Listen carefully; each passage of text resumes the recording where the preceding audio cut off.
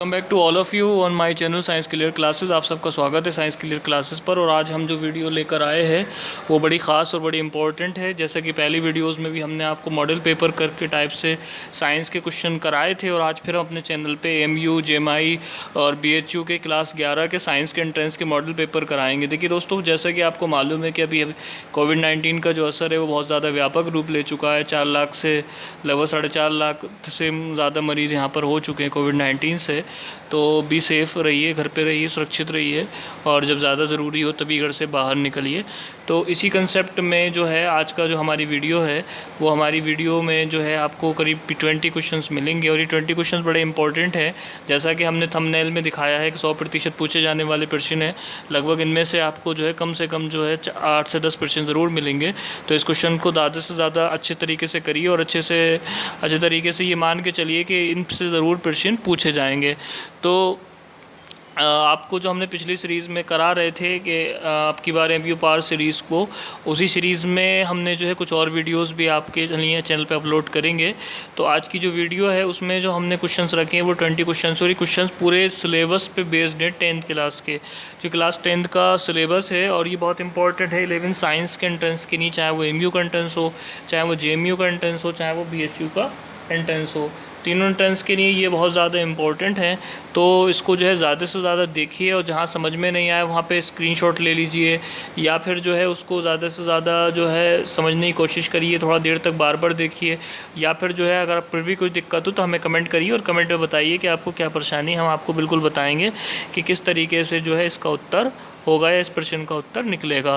तो जुड़े रहिए हमारे चैनल पे, और नई नई अपडेट्स के लिए, नई नई न्यूज़ के लिए, नई नई इन्फॉर्मेटिव न्यूज़ ऑफ एजुकेशन के लिए, सीबीएसई बोर्ड्स की तैयारी के लिए, एमयू, जेएमआई और आपकी बीएचयू क्लास 11 की पीसीएस वगैरह की तैयारी के लिए, जिसमें साइंस के क्वेश्चन पूछे जाते हैं। जुड़े रहिए हमारे चैनल के साथ, और इसे ज़्यादा से ज़्यादा शेयर और सब्सक्राइब कीजिएगा। तो जो पुराने व्यूवर्स हैं वो इसे ज़्यादा शेयर करें और लाइक करें, और जो नए व्यूवर्स हैं वो ज़्यादा से ज़्यादा हमारे चैनल को सब्सक्राइब करें। तो बिना देर करते हुए शुरू करते हैं आज की ये वीडियो, ठीक है। और इसमें हमने जो क्वेश्चंस रखे हैं वो सारे के सारे आंसर ऑथेंटिक। अगर फिर भी किसी आंसर में आपको ऐसा लगता है और डाउट है तो आप हमें कमेंट में लिखिए, ठीक है। तो let's play with the science on science clear classes.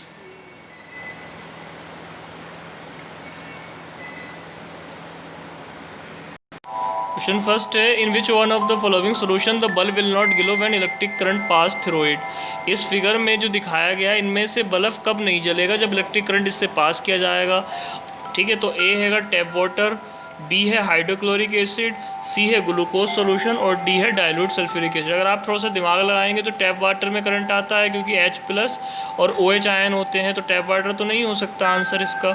Hydrochloric और सल्फ्यूरिक एसिड दोनों एक ही चीज़ हैं, यानी दोनों एसिड हैं। तो आपका तीसरा ऑप्शन क्या बचता है? तीसरा ऑप्शन बचता है ग्लूकोज सोल्यूशन। तो यही आपका शॉर्ट ट्रिक थी इस क्वेश्चन में, कि आप जो है ग्लूकोज सोल्यूशन पे आंसर लगाएंगे, और ये आंसर बिल्कुल राइट होगा। उसके बाद दूसरा क्वेश्चन लेंगे, which of the following statement is correct about an equal solution of N acid and a base. Acid के लिए क्या होता है कि इनमें से दोनों में से कौन सी दो बातें जो एक एसिड और एक बेस के लिए सही हैं? तो कह रहा है higher the pH stronger the acid, higher the pH weaker the acid, lower the pH strong the basis, lower the pH weaker the base. देखिए ध्यान रखिएगा कि जो एसिड होता है वो जब स्ट्रॉन्गर होता है जब उसकी पीएच कैसी होती है? जब उसकी पीएच जो होती है हायर होती है, ठीक है, लेकिन मतलब नंबरिंग में लोअर होती है, और वो स्टैंडर्ड होता है, ठीक है। और lower the pH stronger the base, और ये कह रहा है lower the pH weaker the base, ठीक है। तो इसका मतलब अगर पीएच जो है कि लोअर होगी तो स्ट्रॉन्गर होगा बेस, या लोअर होगी तो वीकर होगा। देखिए जब हायर पीएच होगी तो हायर जो होगा स्ट्रॉन्गर एसिड होगा, और लोअर द पीएच होगी, लोअर पीएच होगी तो वीकर एसिड, वीकर बेस होगा। तो इसका जो पहला ऑप्शन है वो बिल्कुल सही है, और जो चौथा वाला ऑप्शन है वो भी बिल्कुल सही है। तो फर्स्ट और फोर्थ इसका आंसर है सी वाले का, ठीक है। नेक्स्ट क्वेश्चन लेंगे, which of the following statement is true the regard with to hydrogen A hydrogen reacts to attain a doublet of electron in K shell. Second hydrogen always forms a single covalent bond. Third hydrogen can form a single bond और single and a double covalent bond. देखिए इसमें पहली वाली बात बिल्कुल सही है कि हाइड्रोजन इसलिए जो है बॉन्डिंग करती है क्योंकि उसको अपनी के शेल को क्या करना है, डबलेट करना. ये बिल्कुल सही है. ये हमेशा सिंगल बॉन्ड बनाती है, ये भी बात बिल्कुल सही है. इसलिए पहला और दूसरा ऑप्शन बिल्कुल इसका सही होगा. नेक्स्ट क्वेश्चन लेंगे. Which of the following compounds of carbon does not consist of ion. देखिए ध्यान रखिएगा, हम आयन किसको कहते हैं? आयन का मतलब होता है कि जिनके अंदर आप इलेक्ट्रॉन त्यागते हैं. तो CH Cl3, CaCO3 और NaCO3 और Ca2C को अगर आप कंपेराइज करेंगे तो Ca2CO3 में और CaCO3 में यहाँ पर आपको सब जगह मेटल मिलेंगी. इन तीनों जगह पे आप अगर ध्यान से देखेंगे तो इसमें भी मेटल है, इसमें भी मेटल है और इसमें भी मेटल है, परंतु इसमें मेटल नहीं है. तो हमारा जो आंसर होगा इस कौन सा होगा? आयन किस में नहीं होंगे? आयन नहीं होंगे CHCl3 में. तो पहला वाला आंसर बिल्कुल सही होगा.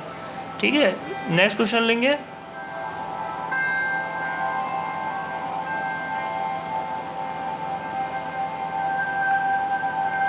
Which of the following statement is not true? It's the Earth's crust. Carbon is present in the form of minerals in the atmosphere. Are very less amount of carbon is present in the Earth crust. Very large amount of carbon is present. तो जो इसका जो second वाला option है वो बिल्कुल सही है कि एटमॉस्फेयर में बहुत लेस अमाउंट है कार्बन की, क्योंकि ये CO2 के रूप में पाया जाता है. और कितने प्रतिशत होती है CO2 भी बहुत कम होती है, 0.03% होती है पृथ्वी पर. तो इतनी सारी प्रतिशत में कार्बन का जो अंश है वो छोटा सा होता है. सॉरी ये टिक हो गया है अभी. तो सेकंड वाला ऑप्शन सही है इसमें. और इसमें जो है सेकंड बी वाला जो ऑप्शन है वो भी कैसा है, इसका जो हैगा फर्स्ट वाला ऑप्शन गलत होगा, बल्कि सेकंड और थर्ड वाला जो ऑप्शन है वो बिल्कुल सही होगा. ठीक है, सॉरी इस क्वेश्चन में ये पूछा है कि सही क्या नहीं है. तो जो अर्थ क्रस्ट है कार्बन में मिनरल्स के रूप में होता है, एक तो ये बात सही नहीं है, और इसमें जो है लार्ज अमाउंट होती है, ये बात सही नहीं है. तो पहला और थर्ड इसका उत्तर हो जाएगा. ठीक है, यहाँ पे हम थोड़ा सा इसमें ऐप में दिक्कत है तो हम इससे बता रहे हैं आपको, ये फर्स्ट और थर्ड इसका आंसर है. उसके बाद नेक्स्ट क्वेश्चन ले लेंगे. The element with oxygen to give a compound with high melting point, this compound is soluble in water. The element is likely to be. जब कोई एलिमेंट को ऑक्सीजन से रिएक्ट किया जाता है तो वो एक कंपाउंड देता है जिसका मेल्टिंग पॉइंट हाइड होता है. The compound is also soluble in water, लेकिन वो क्या होता है, पानी में सोलुबल होता है. इसके एक आपको ठीक दे रहे हैं कि जिसका atom alkali metal, alkaline earth metal ऐसा करते हैं. तो उसमें अल्कलाइन अर्थ मेटल A दी हुई है जो कैल्शियम है आपकी, तो कैल्शियम इसका उत्तर होगा. कैल्शियम क्या होगा, इसका उत्तर होगा. उसके बाद नेक्स्ट क्वेश्चन दे ले. विच of the following pairs will give displacement reaction. में से डिस्प्लेसमेंट रिएक्शन कौन देगा? NaCl solution and a copper metal, MgCl2 solution and aluminium metal, FeSO4 solution and silver metal, AgNO3 solution copper metal. तो इसमें जो D वाला option है वो बिल्कुल सही होगा. आप रिएक्शन करके देख लीजिए हाथ पे या पेज पे लेके, तो आपको यही मिलेगा. तो इसलिए ये हो गया आपका जो हैगा डिस्प्लेसमेंट रिएक्शन. ठीक है, उसके बाद कह रहा है an iron nail is dropped in the water copper sulphate solution. It observe that, ऐसा ऑब्जर्व किया जाता है जब कॉपर सल्फेट के सोल्यूशन में आयरन नील को डाला जाता है, आयरन नेल को डाल दिया जाता है. पहला है the colour of the solution remain unchange, the colour of the solution becomes red, the colour of the solution turns to light green. और उसके बाद है फोर्थ है नन ऑफ दीज. तो इसमें जो होता है चेंज हो जाता है. आपने पढ़ा है कलर ऑफ सोल्यूशन क्या हो जाता है, चेंज हो जाता है, लेकिन वो कैसा होता है, रेड नहीं होता है. तो ये नन ऑफ दीज इसका आंसर होगा.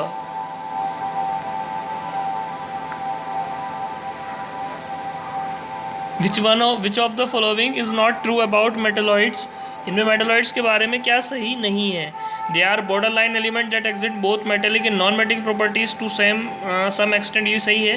दे usually act as electron donator and non metal as electron acceptor with metal.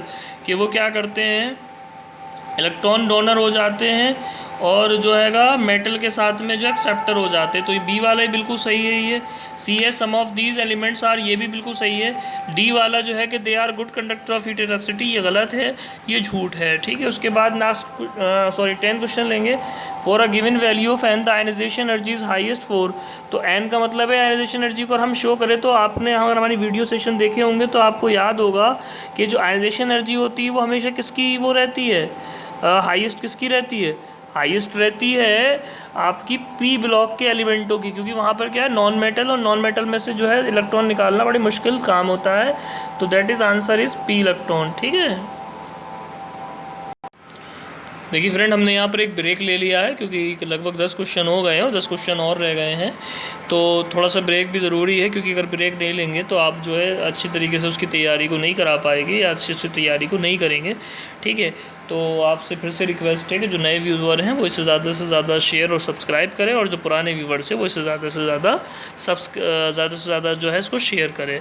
ठीक है, तो शुरू करते हैं फिर से।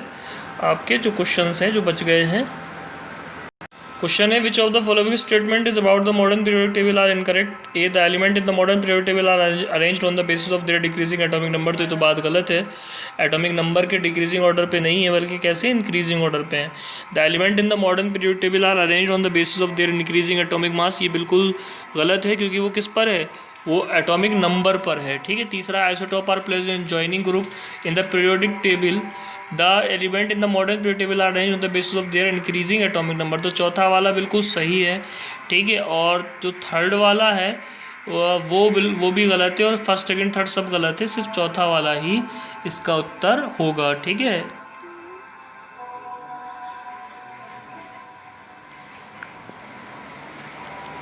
विच one of the following is the correct order of decreasing first ionization energy. हमने बताया था फर्स्ट आयनाइजेशन एनर्जी जो होती है सबसे कम किस में होती है, सबसे कम होती है मेटल्स में, और सबसे ज़्यादा किस में होती है, नॉन मेटल में। तो यहाँ पर जो नॉन मेटल की सीरीज़ है ये वाली पढ़ लीजिए। पहली वाली carbon boron beryllium lithium, carbon beryllium boron lithium, boron carbon beryllium lithium, D none of these. तो इसका जो पहला वाला उत्तर है सी से बी, बी से बी ई, और बी ई से जो है एल आई, ये जो हैगा आपका जो सीधी सी जो है आयनाइजेशन एनर्जी का समूह है या ग्रुप है। ठीक है, उसके बाद atom of this element in the ground state the total how many valence electron. अगर कोई एलिमेंट ग्राउंड स्टेट में है तो उसके कितने वैलेंस इलेक्ट्रॉन हो सकते हैं। तो इसके जो वैलेंस इलेक्ट्रॉन है वो 1 2 3 तीनों हो सकते हैं। सॉरी, एक क्वेश्चन यहाँ मिस हो गया, 1 मिनट हो जाइए। ठीक है, तो ये तो क्वेश्चन हमने कर लिया था। उसके बाद क्वेश्चन था the first ionization energy of is 760 kilometre per mole of atom, an atom element is state total how many valuable electron. तो आपको क्या करना है, इसकी मैं छोटी सी ट्रिक बता दे रहा हूँ आपको। जब आयनाइजेशन एनर्जी एलिमेंट की निकलेगी और किलो जूल पर मोल में होगा आंसर, तो आपको क्या करना है, उसके अंदर जो है सिर्फ आपको जो है ये ध्यान रखना है कि जो आयनाइजेशन एनर्जी होती है उसमें वैलेंस इलेक्ट्रॉन 3 होते हैं। ठीक है, तो 3 इसका आंसर हो जाएगा। नेक्स्ट क्वेश्चन लेंगे। इन द फिगर को ध्यान से देखिए। 6 volt 3 volt are and 9 volt R series. तो ये बात तो इसकी गलत है, बल्कि क्या पूछा है इन्होंने पूछा है कि जो ये कंडक्टर वो जो हैगा सिस्टम क्या कहता है, 9 watt and 6 watt are in parallel and the combination in series with 3 watt and 6 watt are parallel. तो 3 वाट और 6 वाट कैसे हैं, ये कैसे हैं, पैरेलल हैं। ठीक है,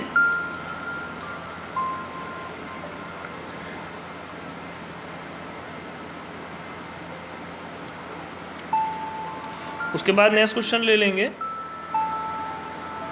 When batteries are placed in a flashlight, the positive terminal 1 is connected the negative terminal of the next Y. So electricity can flow from the battery to the flashlight to a complete circuit. So current is showed it entered the next battery. So the voltage increase as it enters the next battery. ठीक है, उसके बाद चौथा है सो electromagnetic influence is reduce. तो इसका जो पहला आंसर होगा वो बिल्कुल सही हो जाएगा।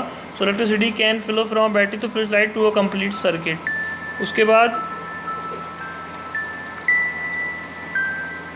विच of the following property of proton can change while it moves freely in a magnetic field. ठीक है, इनमें से किस प्रॉपर्टीज में जो है कोई चेंज नहीं आता है। ठीक है, जब ये जो है मैग्नेटिक फील्ड में जाती है तो क्या चीज़ नहीं बदलती है, किस प्रॉपर्टी नहीं बदलती प्रोटॉन की, वहाँ पे मास चेंज नहीं होता है। क्या नहीं होता है, मास चेंज। ठीक है, उसके बाद कुछ 2 वर्ड्स हैं जिन पे मार्क किया गया है 200 volt 250 volts and 100 watts 250 volt और ज्वाइंट किए जाते हैं सीरीज़ में। तो पावर कितनी कंज्यूम्ड होगी, तो इसका बहुत छोटा सा सिंपली सा आंसर निकलेगा। आप क्या करिए, 250 क्या है, वोल्ट है यहाँ पे। ठीक है, और यहाँ पर जो दूसरी वोल्टेज है वो भी 250 है, तो 500 वोल्टेज हो गई है। और बल्ब पे कितना मार्क्ड है, 200। तो पावर के अगर हम कंज्यूमर की बात करें तो P बराबर जो है VI होता है। P बराबर क्या होता है, VI होता है, और VI में से यहाँ पर कुछ भी नहीं है, तो इसका आंसर जो होगा वो होगा 300 वाट। क्या होगा आंसर इसका, 300 वाट। उसके बाद कह रहा है the value of the following is given by 100 kilo ampere into micro ampere. ठीक है, तो 100 ये और माइक्रो ये, तो 10⁻⁶ में से 2 निकाल देंगे तो कितना बचेगा, 4, और 4 की वजह से यहाँ पे पॉइंट लगा हुआ है, इसलिए ये वाला क्वेश्चन बिल्कुल ठीक हो गया। तो दोस्तों उम्मीद करते हैं कि आज की जो वीडियो है वो आपको पसंद आई होगी, और आज की वीडियो में जो हमने क्वेश्चन हैं वो भी आपको पसंद आए गए होंगे। और अगर किसी में कोई डिफरेंस है किसी क्वेश्चन में, तो हम किसी क्वेश्चन में कोई आपको जो है कमेंट पूछना है तो आप कमेंट लिखिए, हम बिल्कुल आपको बताएंगे। So wish you all the best to all UP board student also, because क्योंकि उनके कल रिज़ल्ट आ रहा है। और ख़ास तौर से जो है आप इस वीडियो को ज़्यादा देखिए और सब्सक्राइब करिए हमारे चैनल को।